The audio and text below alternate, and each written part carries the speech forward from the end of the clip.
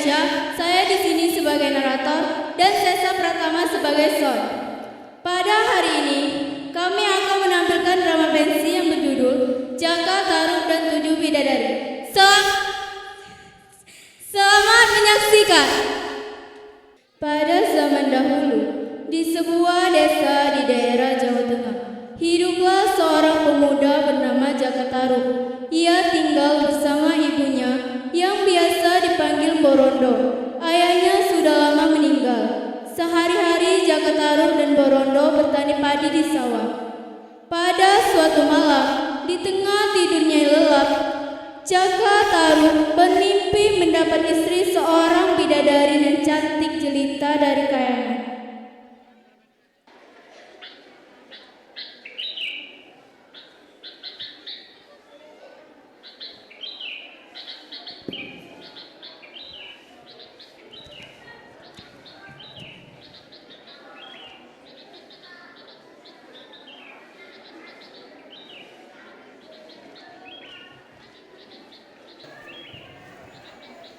Ya, ternyata aku cuma mimpi.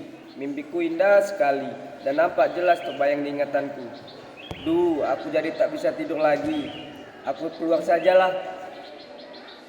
Sesaat Jaka Tarub sedang melamun, tiba-tiba terdengar ayam jantan berkokok menandakan hari sudah pagi. Ibu Jaka Tarub pun terbangun dari tidurnya.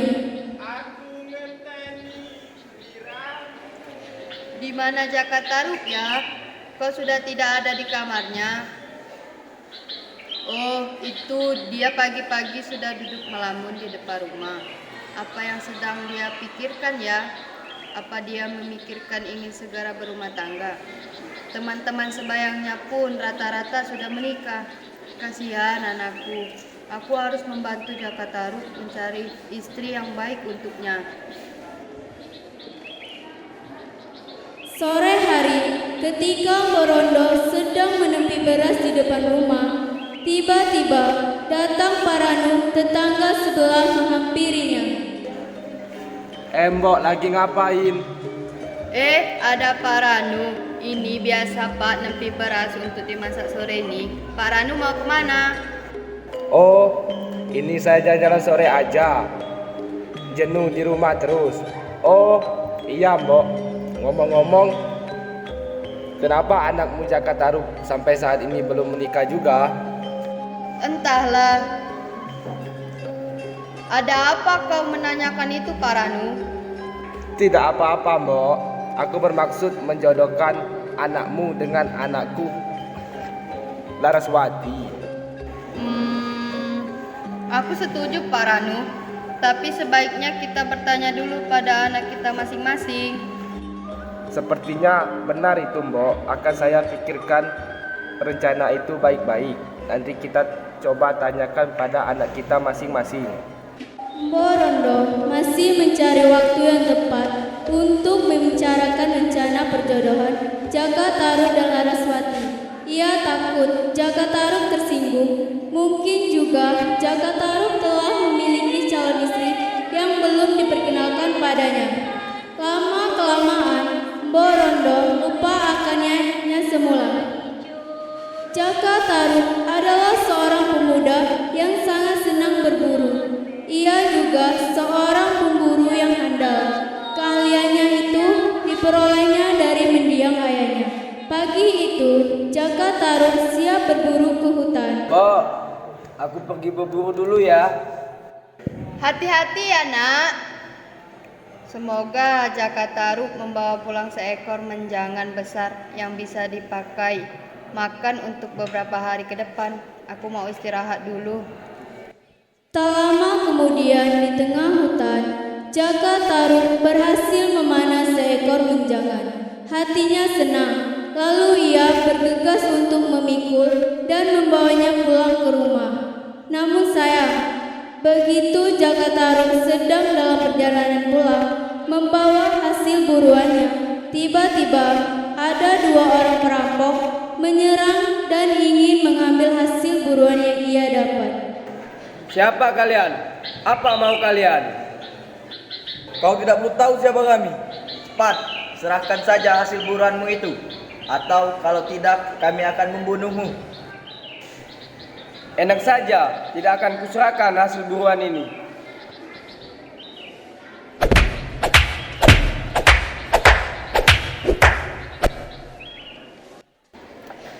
Hei, dia Yaman. Payo tubo tulungi. Oi, jangan dijagal. Tubo tulungi Jakarta rubae. Dia na, lata kepor. Ai Jaka, matilah bayarnya nih. Oi, jangan cak itu, nggak jahat cak ini, kan cetubo. Ai payolah, namanya itu buat tulungi.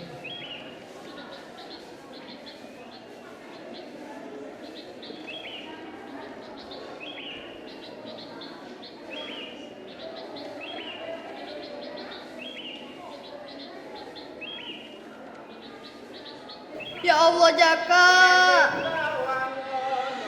Jaka ditodong orang, Bu.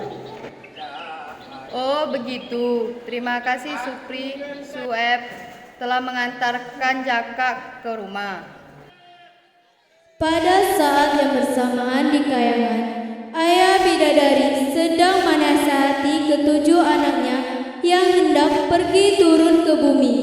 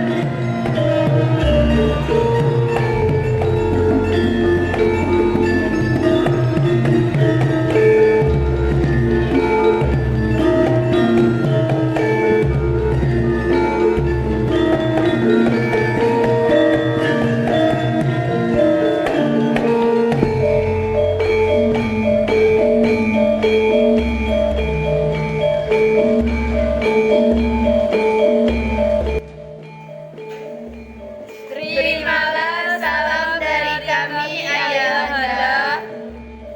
Ayahanda, kami mohon izin untuk turun ke bumi. Baiklah putri-putriku, ayah izinkan tapi dengan satu syarat. Apa itu, Ayahanda? Biarkan ibunda ratu yang berbicara. Syaratnya, jangan pernah kalian mendekati dan sampai menikahi manusia bumi. Jika salah satu dari kalian ada yang melanggarnya, jangan harap kalian bisa kembali ke kayangan ini. Baik, Ibunda.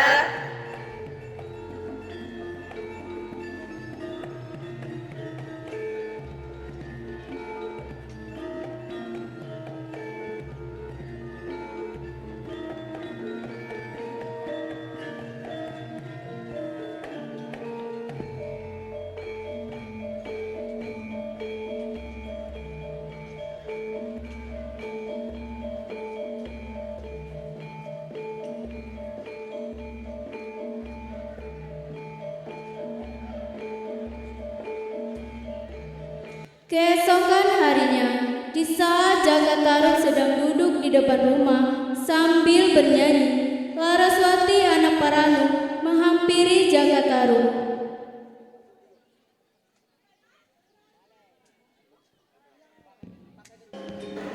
Mas Jaka, gimana kamu udah pikirin tanggal berapa kita menikah? Nikah? Siapa yang mau nikah? Loh, ibu kamu belum cerita tentang perjodohan kita. Sudahlah, kamu cari saja laki-laki yang setara dengan keluargamu.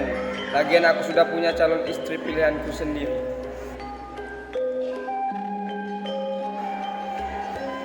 Kamu udah punya calon istri, Jok?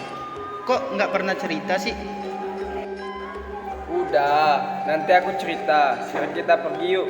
Main kemana gitu, suntuk di rumah.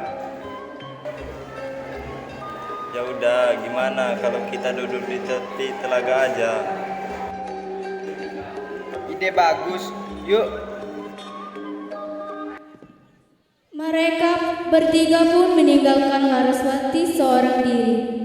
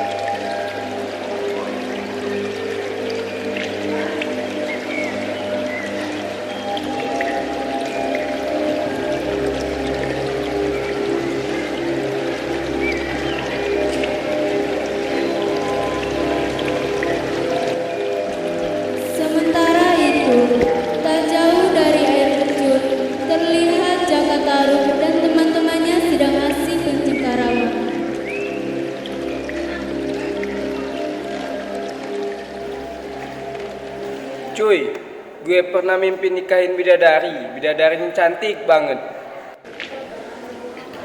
Wah, bisa jadi kenyataan tuh Jak. Namaku kan Jaka Tarub. Ya, pas banget kita lagi mau pelagan. Kalau ada bidadari, kita bisa ambil satu-satu selendangnya.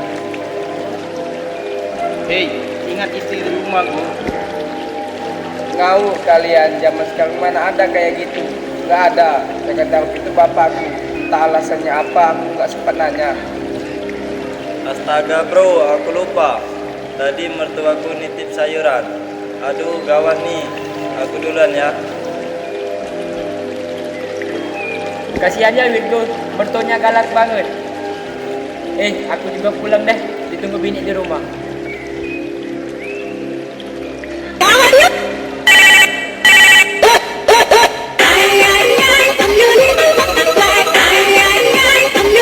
Halo, kenapa dek? Ya ampun, beli sayuran. Bisa bentaran nggak dek? Abang lagi sama Jaka nih. Bentar dek ya, bentar dibeliin. Mau beliin bini gue sayuran dulu bro. Bisa ngamuk nih kalau nggak. Ya, suami takut istri. Sesaat Jaka Tarub sedang duduk, terdengar suara para gadis. Lalu Jaka menghampiri suara itu. Alangkah terkejutnya, ia melihat ada 7 bidadari yang sedang bermain air di sana. Joko terkejut karena ucapan teman-temannya tadi menjadi kenyataan. Joko lalu kepikiran ucapan Supri. Bagaimana jika ia mencoba untuk mencuri salah satu selendang bidadari tersebut? Tanpa berpikir panjang, Joko mengendap-endap lalu mengambil salah satu selendang di sana. Joko lalu segera pergi dan menyembunyikan selendang itu ke dalam baju. Setelah beberapa saat, para bidadari itu bersiap hendak kembali ke kayangan.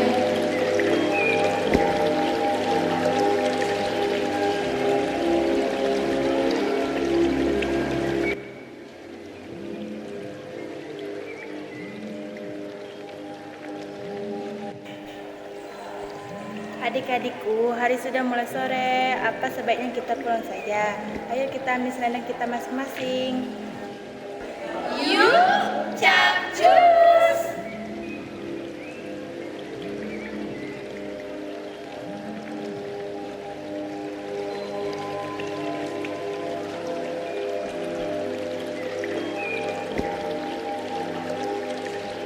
Selendangku di mana?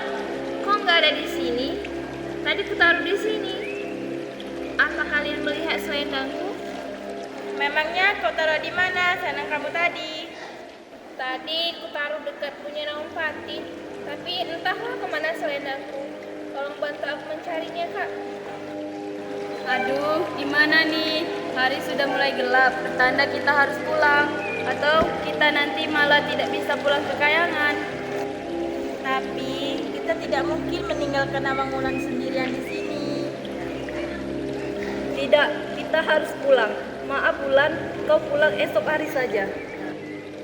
Betul, kita tidak bisa lama-lama di sini. Kita harus secepatnya kembali ke kayangan. Kamu hati-hati ya Nawang Wulan. Jaga diri baik-baik ya adikku.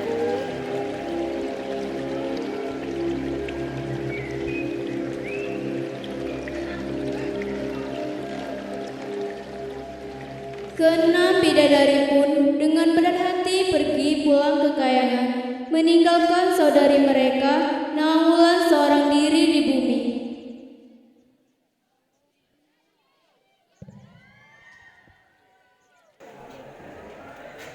Hah? Siapa kamu? Jangan takut.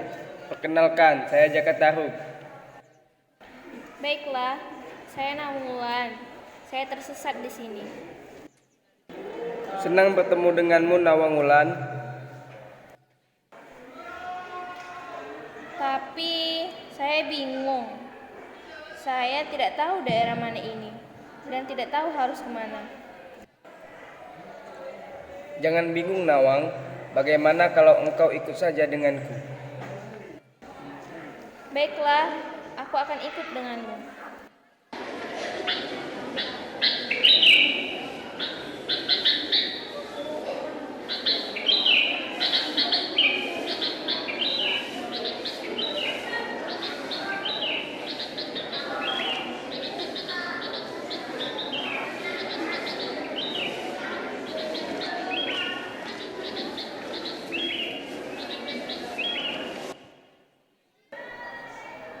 Mbok, Simbo. Kamu sudah pulang, Tole? Udah, Mbok. Kenalkan, ini Nawang Wulan. Seng ayu tenan, Duk. Dari mana asalmu? Ia tersesat, Bu. Makanya Jaka ajak pulang. Bolehkah Nawang Wulan tinggal di rumah, Bu? Tidak apa-apa, Le. Mari, Duk, silakan masuk. Tidak, Mbok. Saya pergi saja. Jangan pergi, Tondo. Tinggallah di sini sebagai pendamping hidup Jaka. Bagaimana, Jaka?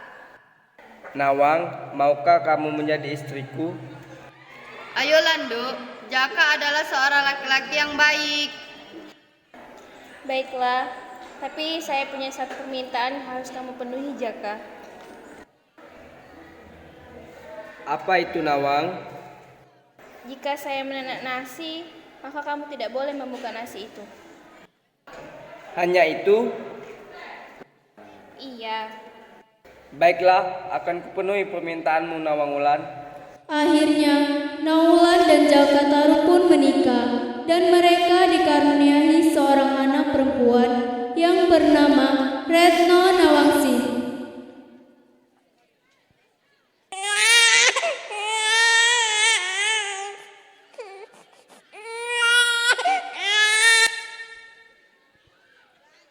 Seiring berjalannya waktu, tumbuhlah Retno Nawangsih cantik seperti seorang bidadari, layaknya Nawang Wulan.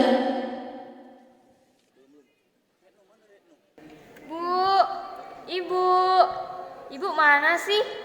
Ibu, dalam, Dok.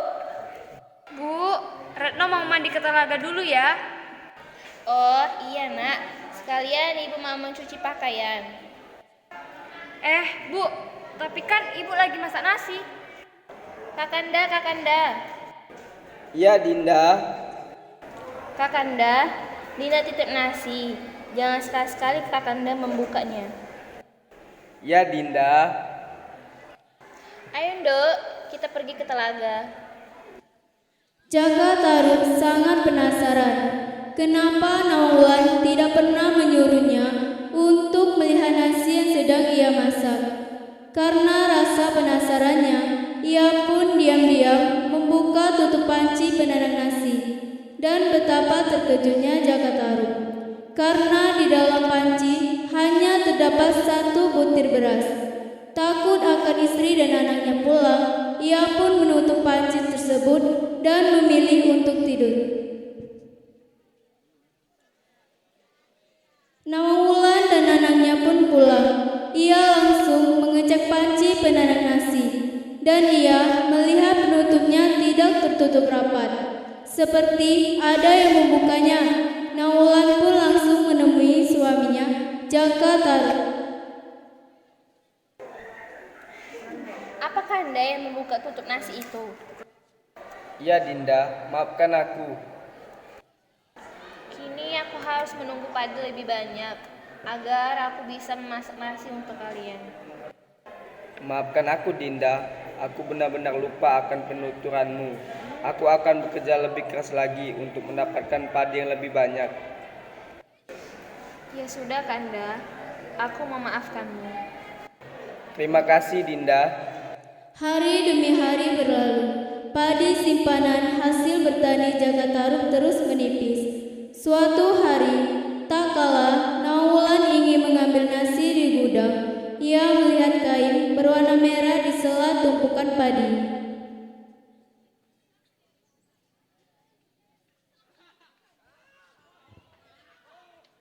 Tunggu, Dinda. Kanda bisa menjelaskannya. Dasar pencuri, ternyata selama ini kau yang menyembunyikannya, sehingga aku tidak bisa balik ke istana. Ada apa ini Bapak, Ibu? Retno, ini saatnya ibu pergi, Nak.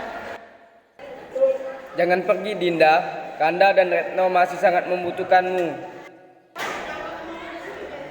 Tidak, aku tidak percaya lagi dengan dirimu. Aku harus pergi. Ibu, jangan tinggalin Retno, Bu. Retno nggak ada yang jaga, Bu. Semua ini karena Bapak. Bapak pencuri. Ibu pergi gara-gara Bapak. Retno benci sama Bapak. Jaka Tarub terduduk lemah. Ia sangat menyesali perbuatannya. Sekarang istrinya sudah pergi dan anaknya pun membenci dirinya. Nah teman-teman, nilai moral yang dapat diambil yang terkandung di dalamnya seperti kita harus berlaku jujur dengan tindak-tindakan kita, ketidakterusan Nawang kepada Jaka Tarub bahwa dia adalah seorang bidadari, dan kedustaan Jaka Tarub yang sebenarnya telah mencuri selendang Nawang berakibat mereka harus berpisah.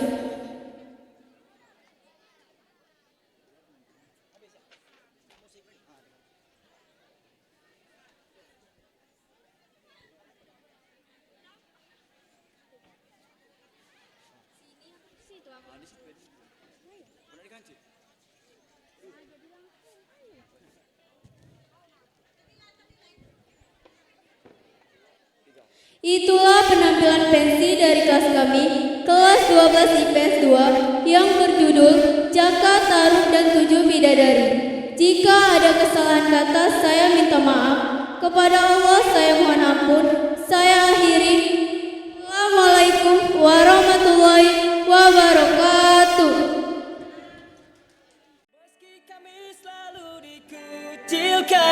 Kami tak pernah berhenti untuk membuktikan kepada semua orang yang selalu menganggap diri kami sampah.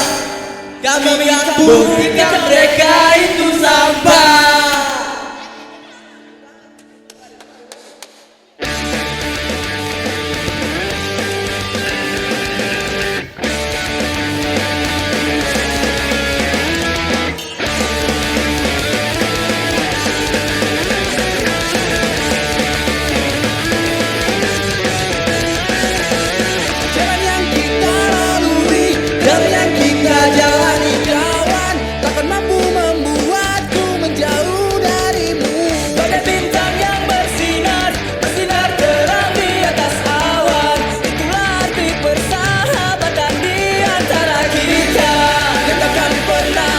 Meskipun banyak orang bercibir dan berpikir negatif, tak pernah mengerti, kita akan teriakan. Meski kami selalu dikucilkan, kami tak pernah berhenti untuk membuktikan kepada semua orang yang selalu menganggap diri kami sampah. Kami akan buktikan mereka itu sampah.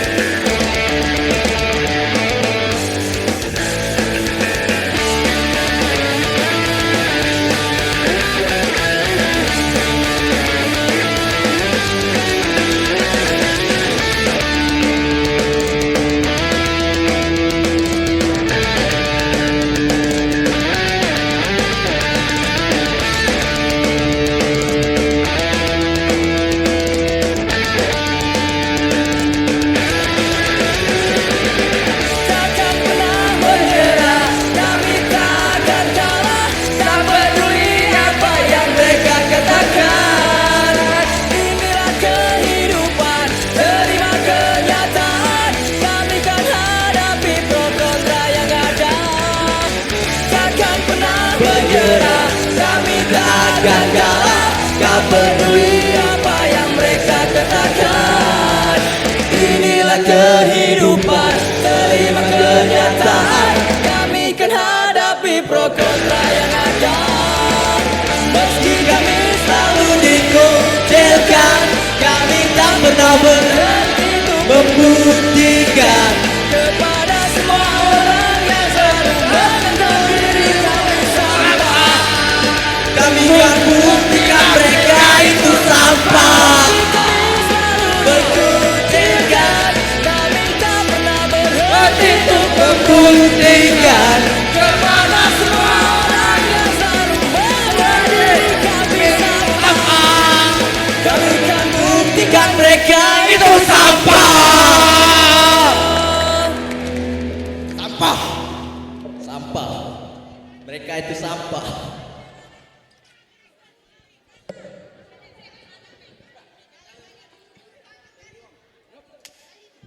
Bismillahirrahmanirrahim. Walaupun orang menganggap kamu sampah, tetapi bagi ibu kamu adalah anak, yaitu yang the best.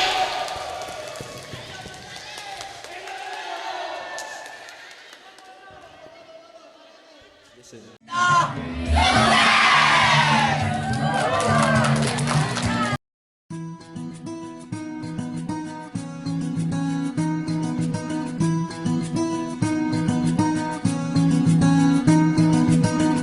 begitu sempurna, di mataku kau begitu indah.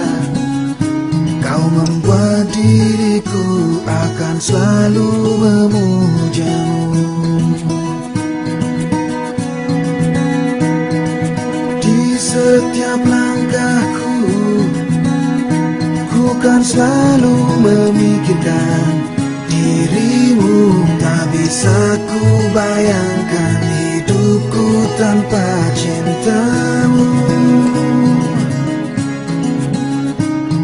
Janganlah kau tinggalkan diriku, takkan mampu menghadapi semua. Hanya bersamamu